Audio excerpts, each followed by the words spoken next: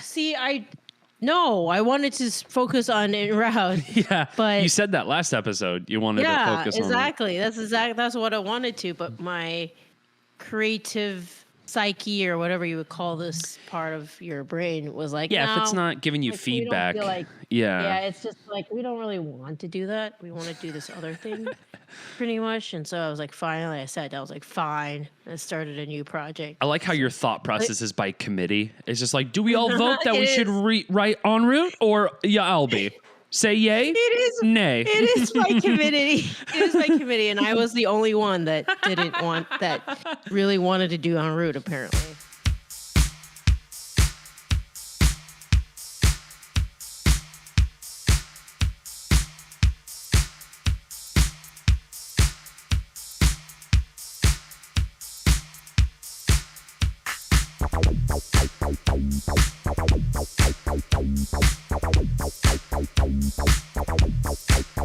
Oh my goodness gracious. Ladies and gentlemen, we're back at it again with another episode of the Get Reelisms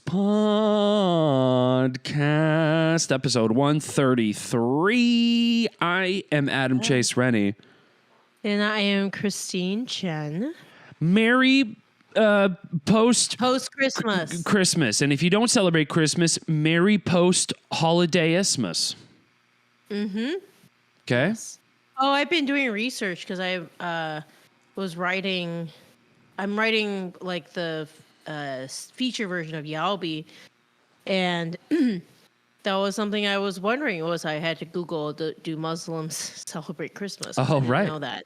Yeah. You didn't know that? Yeah. Well, I wasn't sure. Yeah, I just wanted to make I mean, like, I figured maybe they might participate. Like, so I don't know. My dad celebrates it. It was something My dad. Sorry, yeah, go ahead. okay. Go ahead. I didn't mean to. Oh, no, that's great, because that's kind of like a theme in the feature, is like, if you're trying to raise kids in the US and they're surrounded by all this stuff, like, how do you deal with all that if your religion doesn't, so yeah. Anyway. Yeah, no, my dad, my dad completely is just like, yeah, I celebrate Christmas too. Like, he's not like the perfect Muslim, but yeah. he's just like, he also doesn't pray too. So he's just like, yeah, he kind of goes in and out. He's kind of like, how Catholics are when they're about like religion during Christmas time. You know what I mean? It's like kind of like how my dad is. Like, yeah, I'll pray once in a while, but I mean, I don't need to do that shit anymore. Yeah. So how was that going? The writing process? Well, I finally started to write yesterday, after having zero ideas. Like, I had ideas. They were just kind of like, they would come briefly when I was going for a walk and then disappear when I sat down you don't down write to anything write. down?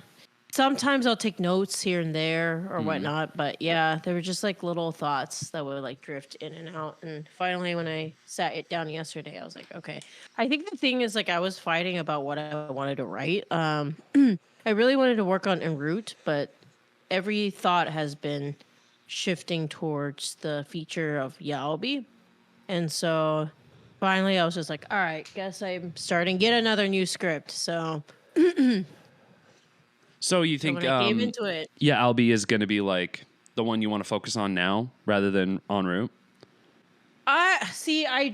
No, I wanted to focus on en route. Yeah, but you said that last episode. You wanted to focus on exactly. That's what I wanted to. But my creative psyche, or whatever you would call this part of your brain, was like, yeah, no, if it's not giving you like, feedback, yeah, it's just like we don't really want to do that. We want to do this other thing, pretty much. And so I was like, finally, I sat down. I was like, fine. I started a new project. I like how your thought process is by committee. It's just like, do we all vote that we should write en route, or I'll be? Say yay? It is. Nay. It is by committee. It is by committee, and I was the only one that really wanted to do en route, apparently. I tried voting multiple times in different times of the day, and it was always the same. It was like, no, I'm not really feeling it. Like, but what about these ideas for y'all? I'll be like, God damn it. But at Okay, least you're fine. vibing on your Albie, Yeah. you know? Yeah. I think it because it's such a human immigrant type story that I want to write, and maybe what I'm inspired by is that here in Vancouver, it is so diverse. It's fantastic. Yeah, there's just like all sorts of languages and there's so many different restaurants and they're all like hodgepodge together. Like it's not like, I mean, there is still a Chinatown or whatever, but it's still it's like, it's not it's very common to be like, okay, there's Indian, then right next to it is Japanese food, then right next to that is like, it's just like all together, you know. Is it cleaner than LA or Austin, you think? Oh yeah. Way better than LA. I would say it's not like, Austin's really not that dirty. It's not that dirty, no. But it is funny hearing other people be like, this is a disgusting city. It's like, have y'all been to Oakland? Yeah. Well, heavy LA's pretty garbage too. Yeah. Yeah, it's garbage. No, is very pretty. Lots of green space. It does have more green space, I feel like, than Austin does. So like, okay. That's the loveliness about having watching a dog who's very smart. She just like takes me to new spots all the time. Like today, I'm like, okay, we're at in some forest. Cool, yeah. But it's like in the city, you know. So it's really nice that they maintain all these really pretty green spaces. And so you go? Have you been hiking then? It must be pretty. Mm-hmm.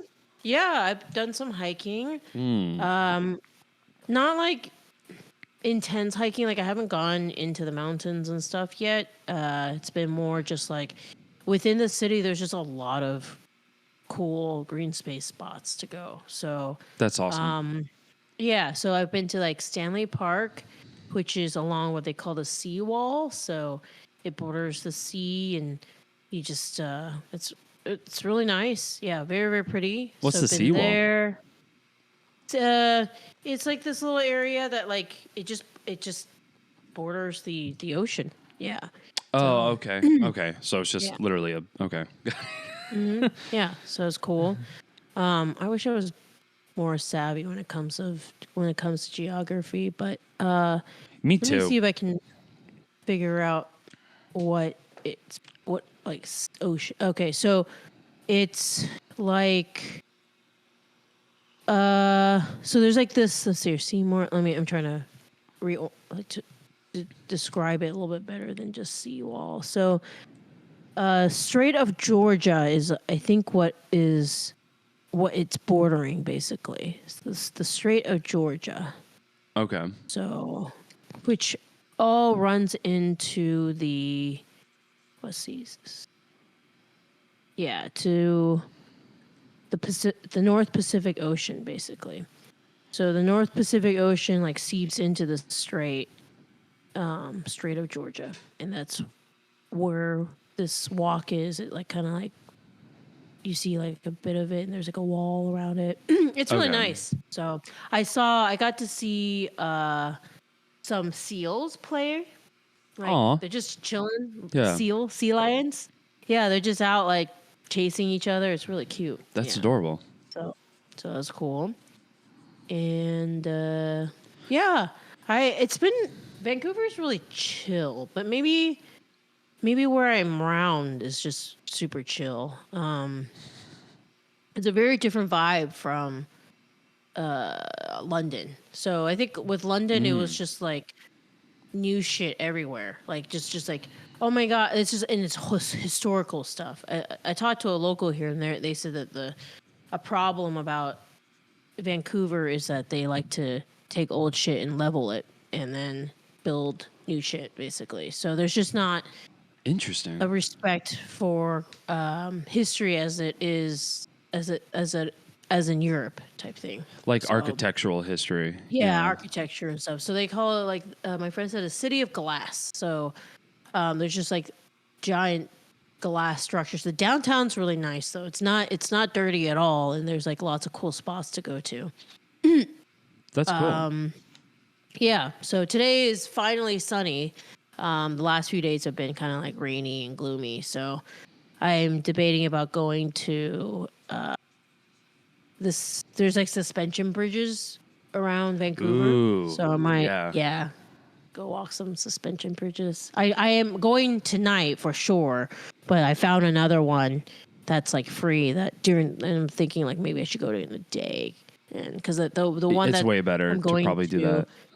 Yeah, the one at night is because like Christmas lights and stuff are decorating it. So it should be kinda cool. Yeah.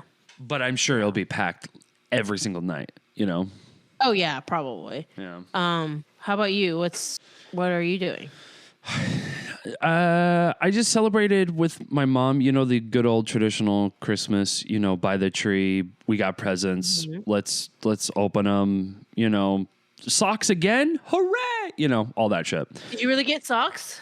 No. I didn't get anything this year, actually. I've been a naughty boy. No. Oh, man. I didn't ask for anything. I didn't have a list. And my mom's like, I didn't get a list from you. And I'm like, yeah, because I don't know what I want. Every year gets worse and worse. Do you know what you want every single year for Christmas? Me? Yeah. Oh, I don't ask. Usually our tradition is my parents just take me to the Castle Rock outlet mall. And then they're like, Okay. well, just walk around and if you see something, we'll get it for you. It was like really nice. Yeah. Wow. Yeah. I would nicest. love my mom to do that because my mom every single time picks the wrong sizes. It's the wrong shit every time. So it's just like chilling in my closet with tags still on it. I'm like, why don't you just give me money or just take me to the fucking place and just like let me fucking go wild. Yeah. So no, I never it's understood super efficient and it's great and I always get what I want. So that's awesome. So this year was a few like winter items just because I knew I was coming to Vancouver and so there's that and then new shoes and whatnot. So that's been our tradition, which has worked out great. Yeah. I love that. So because there's no like gift wrapping or any of that stuff. Which is what a time saver. But we all do it for like the kids though, like for Henry and Coco. Yeah, kids is different, but like if we're like, I don't know, like if we're old enough, it's just like I just want something that I want. Yeah. Yeah, exactly. Well, but also I've dated like every single one of my exes like took Christmas very fucking seriously. So like I couldn't be like, hey, let's go to this place. You can just pick out what you want. That'll be my Christmas. She'll be like, you're a fucking asshole and I hate you. Like they would fucking curse me the fuck out. You know what I mean? That it's horrible. I re-gifted a gift one time and one of my exes knew that it was a re-gift. And I thought she wouldn't notice. And she knew, and she was just like, "You're a cheap bastard." She was like, "You're a fucking cheap bastard." She's like, "That's the laziest form of gift giving ever, dude. That's crazy." And she's right. She was right because, like, I'm good at giving gifts. I am actually really good at getting gifts for people, but it's just I don't have the time. I never have the time, and I forget a lot. I mean, just like this morning, I almost forgot we had to fucking record a podcast. I slept through my alarm. I'm like, what the fuck happened? So, yeah, I don't know. I need to do better with that. I know I need to do better with that. Mm-hmm. Mm-hmm. But it's really fucking hard. It's really hard. And I average like 4 to 5 hours of sleep a night. I'm just like, I have to like... If I get another extra hour or 2 hours, that's great, but not at the expense of forgetting something. Sure. You're opposite. So I've been getting so much sleep because the house that I'm house sitting for has, blackout curtains. I cannot do me and blackout curtains. Awesome. Like I love that. I can't have them in my place because I would just sleep. till, because it's like I just sleep like for ridiculous amount of time, and I'm like, I have shit to do. Yeah, it's like you got a walkable crypt. You know what I mean? It's just like time is nothing at that point. It's just like nothing. It's like you don't know what time it is, which is terrible. I love that though. I don't know why. I mean, it's nice when I guess it's nice when you're on vacation for sure, but like, sure, I'm definitely waking up being like, oh my God, what time is it? Oh no, like that's half the day or whatever. It's not half the day, but for me it is. Yeah, so. I get it. Yeah. No, I get it though, Well, also too, you're kind of the person who like, at some point you have to be productive in the day.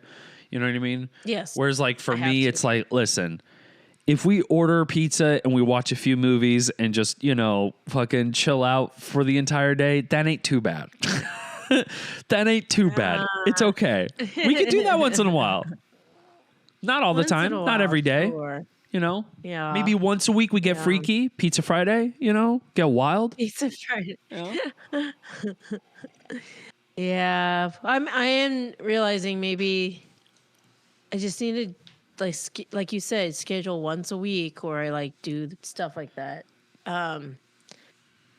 It's just nice. Funny because for me it's like, wow, so I've been I practice dating when I go travel. What do you know if you know that? What does that mean? Do you? It means that I turn on the dating apps. Oh, okay. And you actually participate in dating? So you're actually dating? Yeah. I actually do go on dates. And I'm like, you know what? Hilarious. Why does this work so well elsewhere, but not where I actually live? And I think it's because I just have more time. Like I just actually like have an open schedule, and it's because it's so much time. Like, but because I'm on vacation and I have time, I spend time on the apps and time reading through things and time, type thing, when I just don't when I'm in LA. Yeah. Well, then, so you just never really made that time in LA. I feel like I have, but I guess it's not enough time. Well, I mean, what is enough? You know what I mean? Apparently, you need to be on this thing like all day long. Yes, 24/7, like a convenience store. Just 24 hours a day. You just have to keep scrolling. It's so I don't know about that. Yeah, annoying. That's annoying. Yeah. Or maybe you're just finding like, dare I say, better people in Vancouver. Uh-oh. That's very, very possible. Uh-oh. I feel like there's just a different vibe. The thing is, it's easier to access things here. So traffic is not nearly as bad. And there's also public transportation as well. Ooh, so getting to places is great. And you really, car-wise, you really just need it for like going to Walmart or the grocery store. And then, or if you're going like hiking somewhere far, but everything in the city, you can like, I'm like a 10-minute walk to the station, and then I get on the station, I can go anywhere downtown. It's pretty great. So that's awesome. It's just, I think I just need to go somewhere with good public transportation. I think that's my conclusion now. Well, it's harder to kind of like, because it's easier to be like, nah, fuck these dating apps. I don't want to drive from like the Valley to North Hollywood or some shit like that. Yes. And that's like an hour and a half, sometimes two, if it's a bad in traffic. Yeah. No, I get it. And so with Vancouver, it's almost like you don't really have an excuse to just be like, oh, you want to meet at this restaurant? All right, I guess, All right. Yeah, I'll just walk over to the station. It'll take me 30 minutes to get there. Yeah. Yeah, by foot. Great. And I can be doing other things while I'm sitting. Yeah, it's a big difference. Huge difference. Yeah. We might hit a turning point in Christine's future. Yeah. Well, I mean, I've been telling people that I've pretty much been scoping future places to live that are not LA if I don't like LA. So Vancouver is good. Seems like it, man. Yeah, food is plentiful. And And you have there's transportation. You have a public transpo. That's great. yes, public transport is fantastic, and lots of green spaces to walk around. And there's plenty of things to do and places to choices and everything. Yeah, I mean, I must admit it's not as nearly as exciting as my last trip to London, but it's just because London was a completely like different vibe. It was like, whoa, look at the, Elizabeth Tower. Whoa, look at the, they were just, It's everything the was just architecture. history. Yeah. Yeah. And the history. Yeah. Yeah. The history. And then, whoa, look at everybody talk. Yeah. I really like accents. Oh, wait, it said, easier to date away from home because there's less expectations. You know what? This is possible. This is totally, maybe very true. That's a really good point. You less expectations. Yes, that is definitely a big possibility. Yeah, I guess you're like, well, I see who I meet and have a nice drink, and there's no pressure. Maybe I don't know. Yeah, Well, there's no stress. Yeah, because you No are stress. technically on vacation, but not Yeah. really because How do it's like a work vacation, I guess. I don't know. Yeah, it's you know? work. I mean, I'm still writing and stuff like that. Yeah, you're still working. But yeah. I am still working, but not nearly as much. But yeah, But it's fun work. Yeah, yeah. It's fun work. Yeah. So, but yeah, no, you're right. That's less expectation. Like, so then the question is like, how do I put that mentality back at home? Yeah, I mean, I guess compartmentalize like your work and your social shit. So like how you're doing it right now with vacation, it's like, okay, the work shit, it's like you have like a boundary. It's like, okay, the work shit is going to be right here, and then me kind of going out is just going to be this. So like after you get off like a set, instead of having AD brain, take the time to go Christine brain. Yeah, maybe. I don't know. I don't have the answer. I don't either. I just work here. Actually want commitment. I mean, yeah, I mean, Do you want commitment? This is like a Dr. Phil episode. Do you want commitment, Christine? Yes, I do, but maybe that's what it is that like I have to date as if I don't.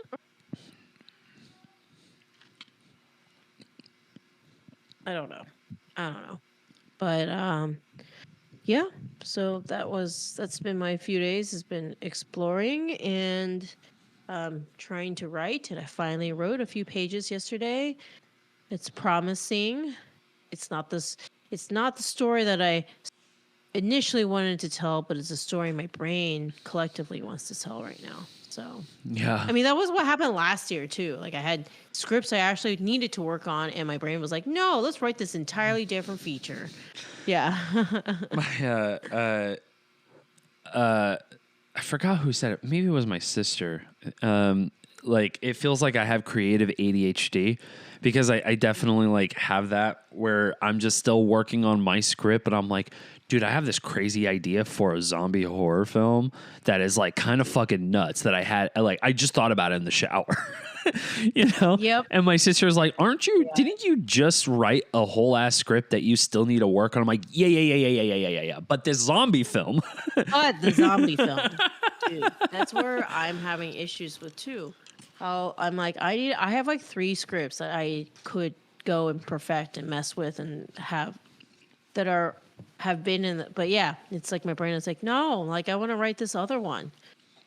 And you just kind of have to go with it. Yeah, that's kind of, I have to like, do a kind of like a creative ADHD thing and just kind of let my conscious take me wherever, Yeah, because what I'm noticing is like if I don't and I fight it, then I get nothing done. Oh, absolutely. I don't know if you have that problem or not, but yeah, I just like, if I don't just go with it, then I get 0 done. And then I get even more annoyed. So now I'm like, okay, this is what you want to do? Fine. And I'll sit down and I just start typing it out. I'm like, all right, there you go. And at least like maybe you get it out and then your brain will be like, okay, cool, I explored that. So fine, I guess I'll go back and do the other thing, you know? So that at least that's where I hope it'll go. I think so, because it's just, that's how I feel too. But it's only like few bullet points. Like it's just, I pull up my notes app and I just jot down a few bullet points. Like I have to stop what I'm doing and my phone's always by me, usually, unless it's charging. Yeah. And I just pull out my phone and just jot a few bullet points. Kyle WJ says, what would you guys recommend someone do with the script they are proud of with zero industry connections? What's the process? I can help you with that. Yeah, Christine is the one to help you. Yeah, so I think a big thing is you just kind of need to work backwards from what you want to do with it, right? So unfortunately, when it comes to having the key to getting anything done is money or just having resources and connections, right? And some people are like legit just writers. I have a script. I don't have to direct it. I'm fine with somebody else directing it. I just want to see it made. Well, that's the case. You can scope for people who are directors and say, hey, like I have this script. I really would love to see it made. Would you mind reading it and seeing if it's something that you're interested in, type thing? And you can shop around that way and find somebody, a producer or a director that is, actually might be interested in it. Or there's the you do it yourself route, which is like, I truly believe in this project. It needs to be made. So I'm going to find the money to get it made, basically. And that's like how you would start any business, which is you make a pitch deck, and the pitch deck says this is why the film is great, and then these are my financials for I think I need to raise this amount of money, and this is how you'll make your money back. That kind of bullshit, and then you shop that around and you raise the money, and when you raise the money, you control the creative trajectory of that script, and so then you get it made that way. So it's just there seems to be like two paths. One path is I don't really care. It would be nice to have it made, but like I'm okay if I'm not the one who has the creative control. Then the best route is to try to shop it around to other people who are looking for content to make and see if it is of any interest to anybody. So just getting people to read your script, basically. And then the other route is this is like a film that I have to get made. I need to direct it, or I want to be in part of it in some sort of creative form. Then the best way to do that is to control the money. And you do that by raising it or partnering up with people who can raise it for you. So hopefully, I guess I just have that thought of being that guy who's asking someone to read their script. Oh, I think you just have to get over it. Yeah. We're all that guy. Yeah. And I think the way to get over being that guy is to do a tit for tat. I read your script, you read my script. It's a trade. Now it's a trade, Or somebody knows that if they read your script, you will return the favor. Maybe not right that second, but down the line when they have a script, you better return that favor. And if you become the person that honors that, then people are more than happy to read your script, So yeah, you want people to read your script because that's the only way to get feedback or if you're like, I just don't know people who would want to do that, then there are plenty of competitions and things online. For example, the Blacklist is one of them. Or if you go on to Coverfly.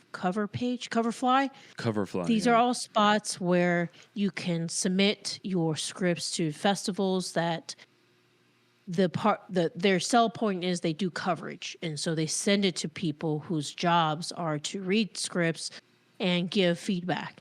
You will need to pay a little fee for that, but it's usually not terrible. It's like depending on the festival, $50, 100, type thing to get that coverage. And there you go. Kyle says, if you just want to be a writer, though, how do you shop your script? Oh yeah, I mean, you have your script, and you probably want to still do a pitch deck, because not everybody has time to. It takes a lot of time to read a long 90-page script. It just takes a long time. And so probably make a pitch deck of some sort, and then just start submitting it to things. But yeah, submitting it to stuff is like the sure way of because if you submit it to like a short script, or Atlanta or Austin Film Festival is a big one.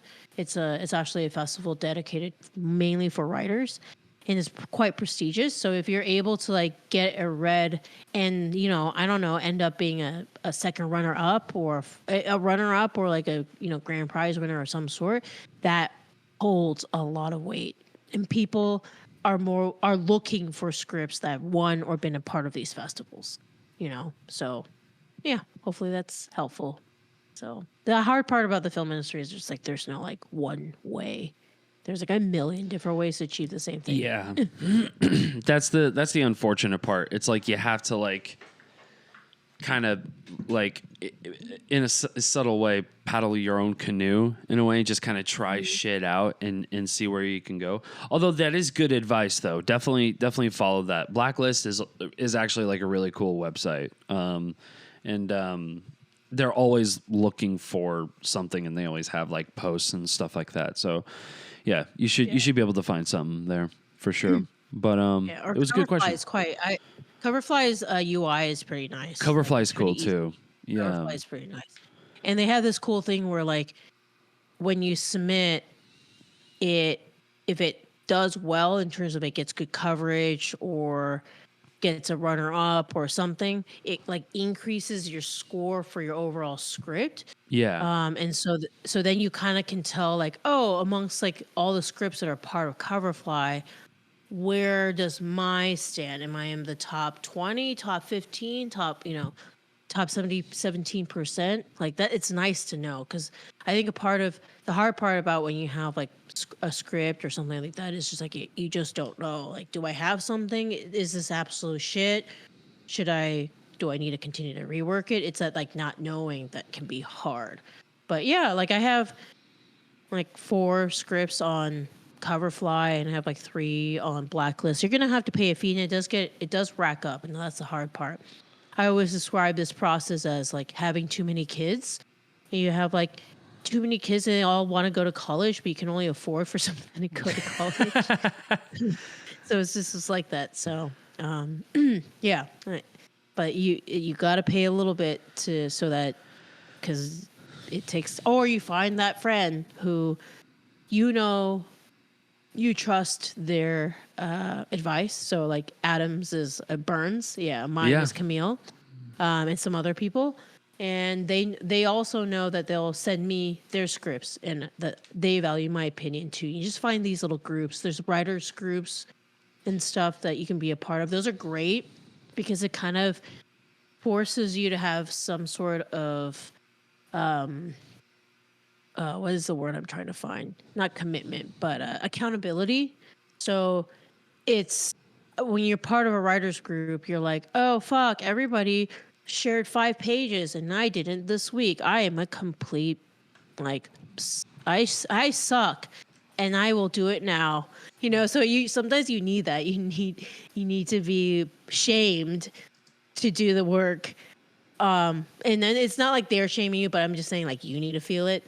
To feel like, oh, everybody else is doing stuff. I really need to like get my ass to the coffee shop and bang out some pages so I have something to share next week. So Kyle said, haha, I have like 4 ideas I'm super passionate about. Yeah, that's writer's life. So also for those who are just dedicated to screenwriting, I do I want to say like about 6 months in the development of my script, I just kind of like stalked the screenwriting subreddit And there's like chock full of great, amazing information from that, from people who are like Oscar winning writers, like Emmy winning writers and stuff like that, Golden Globes. And the screenwriting subreddit is full of amazing information.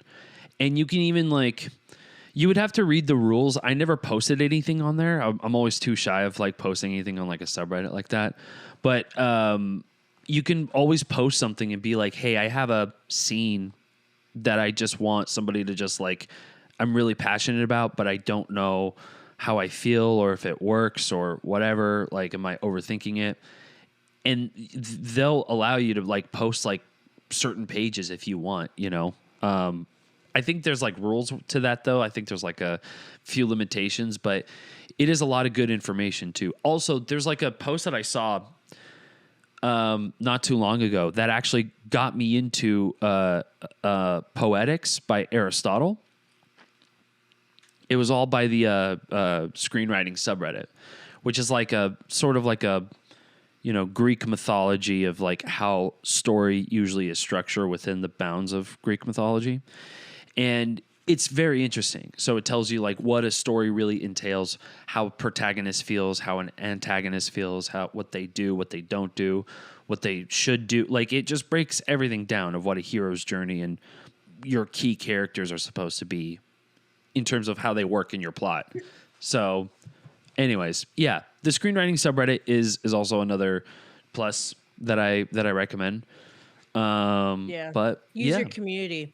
Yeah. User communities. Be that really guy. Nice. Be that guy. Once you probably be that guy. like, yeah. Once like you won't feel shy anymore. Yeah. Don't be like me. Do make those posts. But make friends. Yeah, definitely make friends. Also, that's like really. Christine's right though. Like you have to.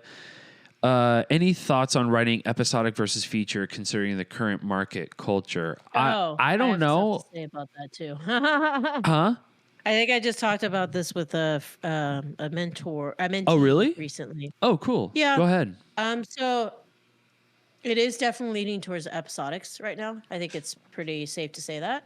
I think that's where the money is. And so if you listen to podcasts of different writers and stuff, the last one I listened to was the people who did Becoming Amy, or what is that called?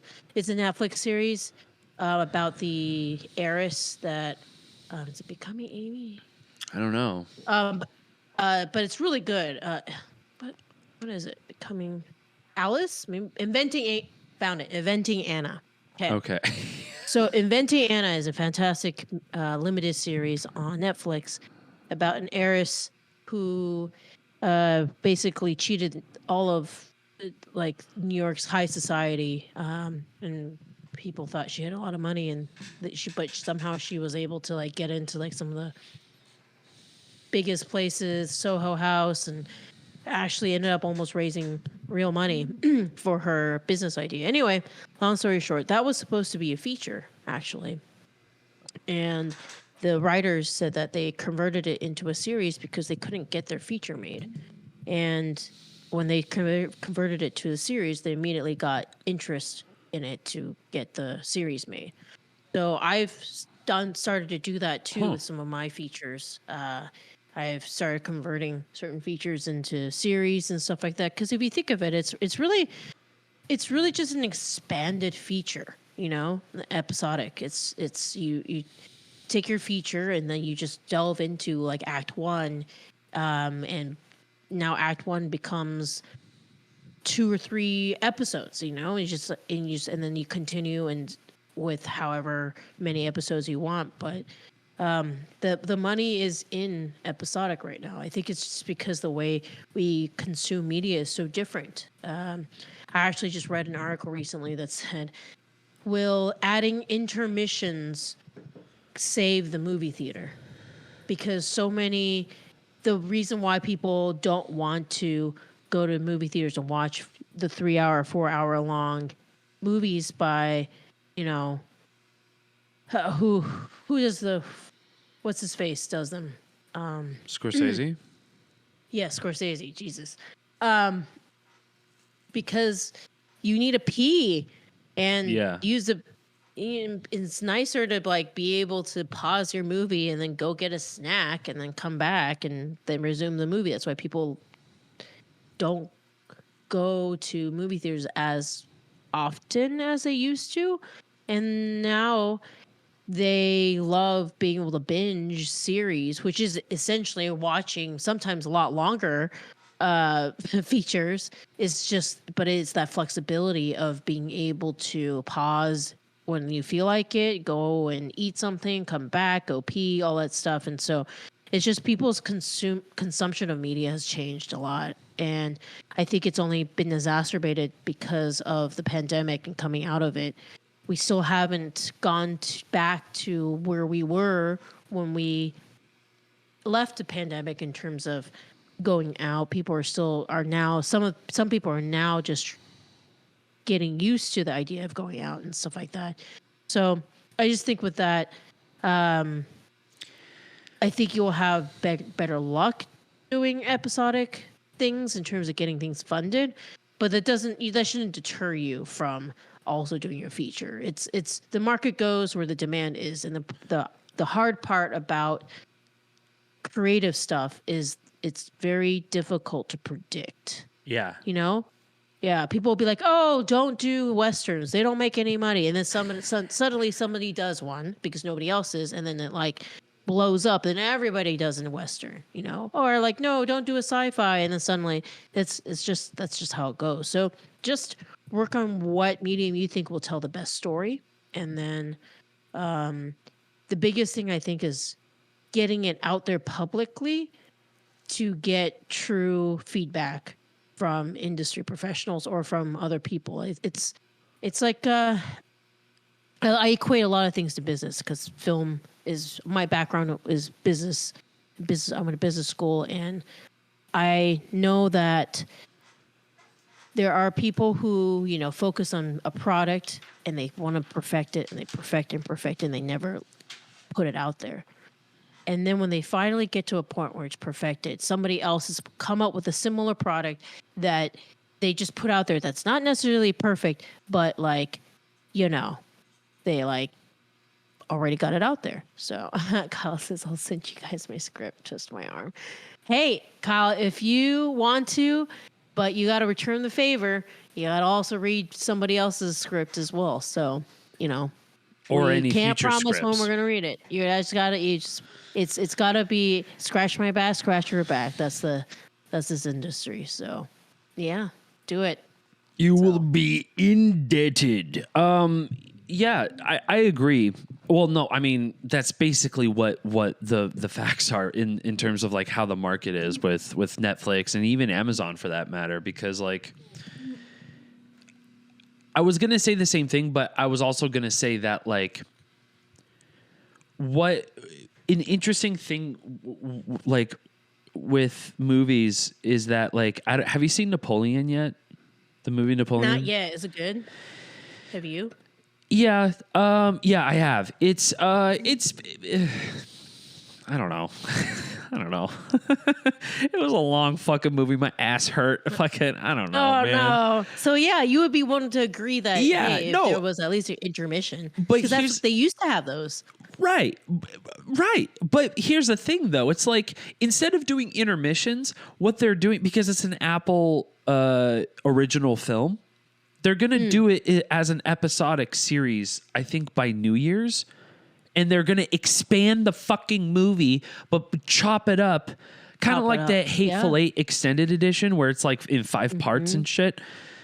It just like, I don't know why you would do that and not do, or I don't know why you would do that in lieu of intermissions. Like that makes no fucking sense to me whatsoever. But I do have a question though.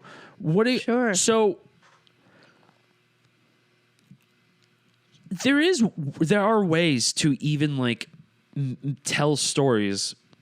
I don't know. Let's make Urslian as an example, to tell a story that's just like cut and dry what it is. This is the world. These are your characters. This is the protagonist. This is the antagonist. This is the setting. And you tell that story in basically 90 minutes, right? Oh, yeah. I mean, a lot of There's it's a just way like to do how that. much, there is a way to do it. Yeah. And a lot of it's just like what resources you have access to.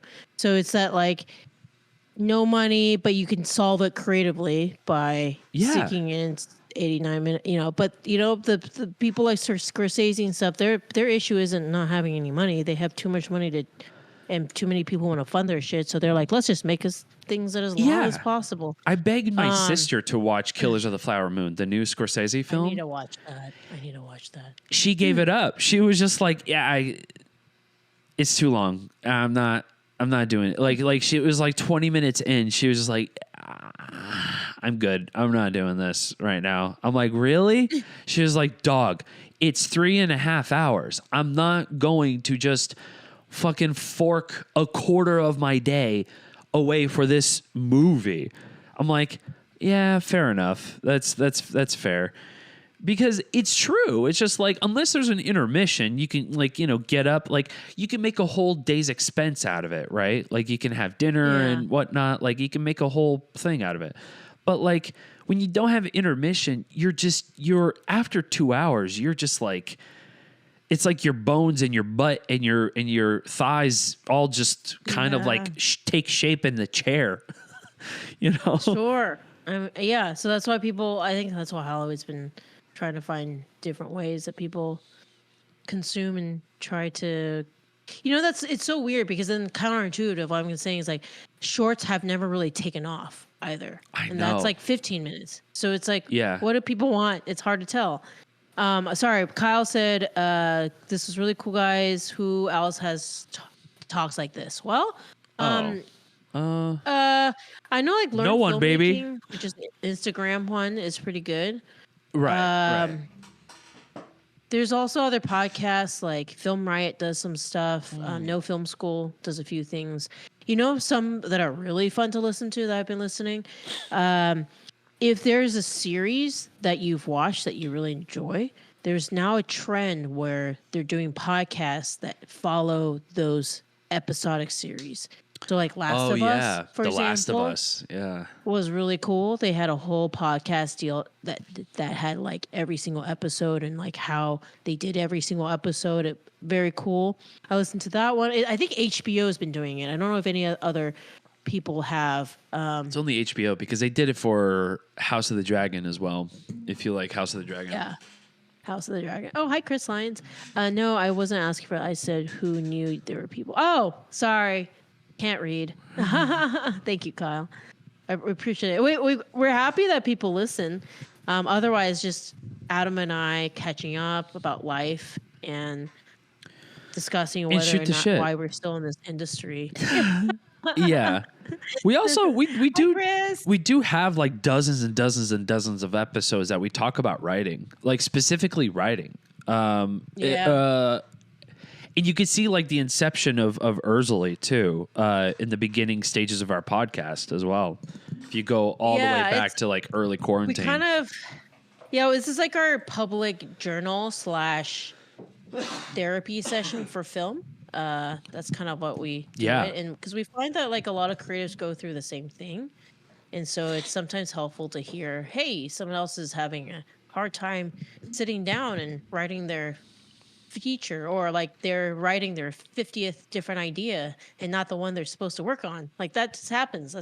Everybody's going through that. And so it's nice to kind of commiserate on that and everything. And then like sometimes our friends jump on, like Chris. And whatnot. And, this year. Oh, sorry. Go ahead. Oh, I was just introducing it. He's part of one of the best film festivals out there called the Louisiana Film Prize that I'm a big fan of going to all the time. It's I say that it built my career because it gave me a safe space to make my short films and then meet other awesome filmmakers in the process and be a part of a sweet community to make more films down the line. So Shreveport, super random, but they've got lots of talented people there. Louisiana is a great place to shoot films if you are looking for a place to shoot your films. But what were you gonna say, Adam? Before I talked over you? No, you're good. I was just thinking a good way to wrap this episode, if you want, is to talk about go explore Vancouver. Yeah, then you got to go explore Vancouver.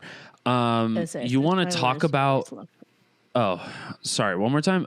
Chris Plyon says, "Such kind words. We always love having you. Viva la Film Prize. That's so sweet.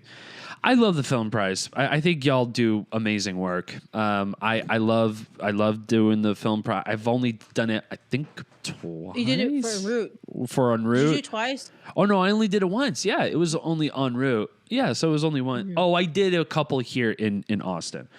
But yeah, that's a cool, awesome little community over there in Shreveport. I love it. It's so sweet. And shout out to Camille.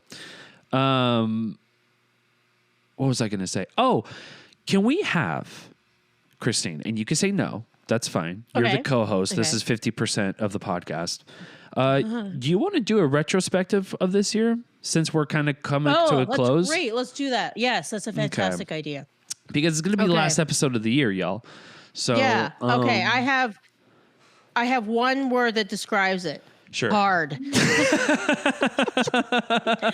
Difficult. This year was so hard. It was so hard. Okay, well let's expand on that because I think I know why. But for those who are new here, who are just kind of tuning in, and a good recap, what's been hard, Christine, this year? For me, this year was the hardest year in a very long time in the film industry. I think it was even harder than when it was during the pandemic. Yeah. And the reason was it was like almost going through a second pandemic, but with zero government help for the film industry, basically. So as you know, by the around April, there were talks about striking, and then they went into strike mode. Was it June or was it May? Can't remember. It was May. It was actually, yeah, we got to know this. When did the strike start? So the WGA, it was April. Okay. Whoops. So on April 19th, the WGA strike started. Oh, so it was March then that they talked about this, that it was looming with the studios and all that. And so people were already starting to pause their production, slow them down because they weren't sure whether they can continue going with them. And so why start something if it's going to stop again, right? Because that's a lot of money lost. And so then once the WGA strike started, then you started seeing sets shut down. By the time the SAG's strike started, LA was shut down. Nothing. There was no productions going on. And there's so many people who need that to survive and make a living and everything. And so Roxy and I talked about this so much, but it was we would each have maybe one commercial gig a month, maybe. Yeah. That was if you're lucky. Yeah. And that would maybe tie you out for another month, but sometimes that was your rent type thing. It's mostly rent, so many, it was hard. So many people went back to Uber driving. I personally started to teach piano again. I luckily teach as well. I'm a mentor for a few different organizations. So that was my saving grace, was my teaching. I was still mentoring at AFI, a mentor for some online stuff as well. So that was what kept me going. But so many people were out of work. The positive part was LA does have a lot of support groups, and that was something really beautiful. I know Austin doesn't really have that, but in LA, they had specific food drives for anybody in the film industry, which, hey, if I got groceries for a month or two, that was amazing. And I cannot thank these organizations enough. Roxy and I partook in some of them. And I can't wait for the day when I am making so much money I don't know what to do with it. because these are the organizations I want to donate to, because they made my strike time like I was able to survive, but it was hard. It was barely, and it wreaks havoc on your psyche. I don't know. It's just like artists who aren't able to create. Like, it's a really sad place to be. The positive is lots of people spent the time developing content, so writing. There was a lot of time for that. So yeah. I was I definitely did some writing. I worked on pitch decks and everything. But this, man, I don't know. It was everybody that I spoke with in the industry. We were all suffering for a good cause, and it's paid off. Yeah. But it was hard. It was rough. Yeah. Yeah, it took a lot. It took a lot for me too. It those were dark times, especially in the beginning too. That was very scary, because remember the beginning too. I don't know if you remember this, but it was really pissing me off with a lot of like a lot of media coverage on it. Was that like.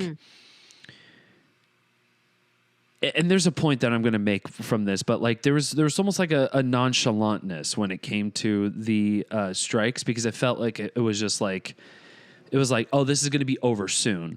And then the week after was like, they kind of changed the narrative to sort of like, well, the studios are trying, and it seems like the writers are just, they just don't want to come to the table, sucks to suck, I guess. It's like when the media started kind of like turning heel, like, against like the striking workers, like that's when I was like, this is fucking bullshit. Like this was so dumb. This was so dumb, because then it just felt like this whole fucking thing was trivialized. I know it's not in the greater whole of us in the film industry as a community, but in some random ass town in Texas are probably not going to give a shit as much as like my mom probably would give a shit. Kyle WJ says, "You're here location scouting, Christine. What kind of vibe are you going for? What have you checked out so far?" Oh yeah, looking at different. So I'm location scouting, but also like life scouting, if that makes any sense as well. So I have given myself a minimum of 3 years to live in Los Angeles. I am not a fan of it yet. I'm on year 1 and hopefully going into year 2. And so I'm kind of like, where else would I live that has a fantastic film industry that is a good place to live? And so I had some friends here in Vancouver, so I decided to check it out and also take my yearly writing trip. Places that I'm looking for, vibes. You know what? I'm always looking for a good coffee shop, always. So if you have any good, I love great coffee shops, and I love like cool dive bars. So where have you checked out so far? I've been to St. Augustine's, which is like a brewery, I believe. And then there's this like speakeasy type thing called the Cascade, which is really cool. Yeah. I love, okay, this is nerdy, but my friends recommended me going to T&T, which is a Chinese supermarket. I had so much fun at this Chinese supermarket, because there's this, in the fresh seafood section, there's this place where you like can catch your own seafood. So like they had like all these clams and mussels and like lobsters and stuff, and you could just go in and be like, oh, I want these, and put in a basket. And like, I don't know, it was just fun being able to like scoop your own food, I guess. I don't know. That is, listen. I thought it was fun. My fat ass would be taking like 2 big double scoops and just fucking like going wild, going brazy with it. It was awesome. Yeah, that was my Christmas dinner. I made some ciocchino with some clams and mussels and a lobster. Fancy. That's a fucking relaxing ass Christmas, Doc. It was great. That's awesome. Yeah, I cooked for myself. That's fucking rad. I love that idea. Can we? Okay, so let's just finish the retrospective point. So, with the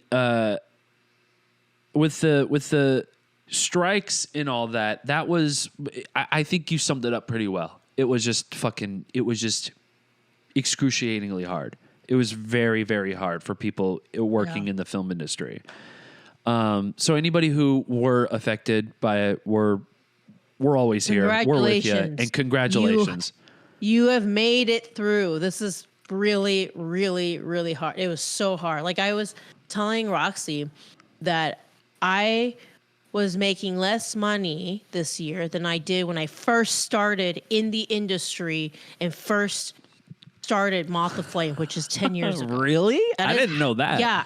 That's crazy. Yeah, that's like literally how much I was I was making that little compared to like then. And I remember because when I first started Moth to Flame, I remember having to take a lot of random odd jobs like dog walking or whatever. I did Uber Eats. I did whatever. There's a bunch of other ones, Instacart and something else. But like, yeah, I mean that. Literally what saved me was teaching and the occasional commercial here and there, but it was weird. That was very, and I didn't know that you hit your lowest like count for gigs this year. That's crazy. I didn't know that. Yeah. Until like November. Then I was like, right. You traveled. November. It started at the end of October. Really, it was like around my birthday. It was suddenly it was like fuck all the things. We're gonna try to cram in to like as many features as we can before the end of the year. And it was then I like haven't been home. Yeah, and then you went to Hawaii, and then you did that. Feature or short. Feature. It was a feature, and then it came all the way, or went all the way to Vancouver. Now it's like fucking yeah. So I did a long ass commercial in Austin. That's why I was in Austin. Yeah. Then I went from there to Hawaii and I did a 10-day feature there, and then from there went home for Thanksgiving because this was around Thanksgiving, so which is Colorado. Then I cut it short because I went to do only a week on the Shreveport feature. And then here I'm in Vancouver. So fucking A. Yeah. And that's crazy because like it goes to show that like we were all affected in so many ways. Like to the point where like even my family was just like, all right, so what's the plan, dog? Like, what's your backup plan? What's your backup plan? Are you going back to retail? You gonna go back to coffee? You're gonna become a store manager for something? Like what? What are you gonna do? You know? And I got those questions. Were really worried too. Although they were like trying to get me to buy a new car at this time. I was like, you don't even understand. Like right now is the terrible time to do this. Like I am not buying a car. Oh my God, Christine.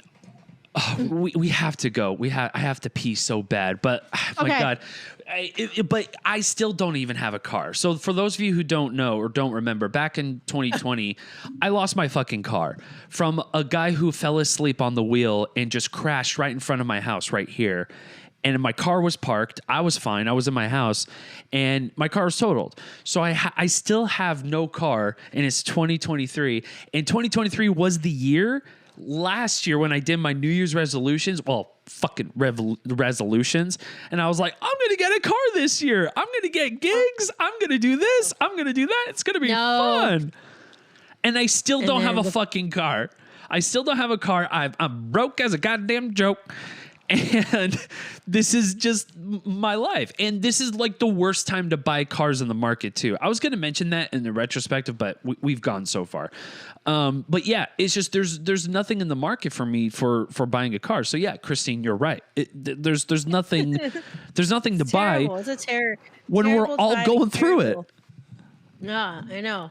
All right, you need to pee. I know. I'm just thankful that we're both still in this industry. We're both still working somehow. Not a lot, but we are. Hopefully, now that the strike is over, 2024 will be something completely different. I've joined the DGA. You so did. Yay, union. And hey, I am grateful that we survived, and I'm grateful that we've been doing 130 what? 33 episodes. 133 That is episodes. nuts. That is nuts. Yeah. And so that you guys can listen. And you guys, and this is, and we're still a free podcast, baby, forever and ever. And listen, we'll be sellouts. If anybody wants to sponsor the podcast, we'll take it. We want to get paid for this, ma. But thank you guys so much. This was an awesome year. At least the podcast was our saving grace in terms of our sanity. You know, even though there's been countless weeks where we're just like working or we're sick, mostly me just being sick or something fucking happens. And I'm glad that you guys have been with us all of 2023 and listening to us whine, complain, cry, scream, cry. You know, yes, all that. Thank you, Kyle, for joining. Yes. Thank you, Kyle. And, thank you, commenters. Check out Get Reelisms. Check I out have the shirt on. He has a hat. You think Yes. you think we forgot that we don't do housekeeping around these parts? Yes, we do, ladies and gentlemen. Get your hat, get your book, get everything. Get everything that you need. GetRealisms.com today. And yes, because you're supporting filmmakers too. It's not like some corporation, but it's like it's us. We made it. And listen, if you have a film person in your life who wants to break into the industry or anything like that, and even film nerds who just want to get any film gear, just like get them a hat, get them a shirt, do whatever. If you missed out on Christmas and you need to get presents because your family's mad at you, you can do that. Literally, my dad is like my dad is just like, hey, you should bring a present since we did it. Like my dad was kind of being a little brat about it. He was like, are we getting a present for this? For you coming home? All right, ladies and gentlemen, thank you so much. It's been a wonderful 2023. And we can't wait to do another 100 more, hopefully with way more gigs, way more shit happening. And, Yes. We have more shit to talk about, instead of being emotional wrecks and complaining about the strikes. Yeah. Well, we'll see you in 2024, I guess. That will be the next one, is in 2024. That's going to be the next one. We'll see you in 2024, y'all. I don't know if it's going to be next week. That's the thing that I'm not quite certain about. Good. But we will see you in 2024 nonetheless. Thank you guys so much. We love you. Yes. Happy holidays. Happy holidays. Have a great New Year's where we don't see you in 2023. We'll see you in the next one. Stay safe, y'all. Make movies. Yes. Be merry. And I appreciate all you listening. Thank you guys so much. Yes. Bye, Instagram. Bye, Facebook. See ya.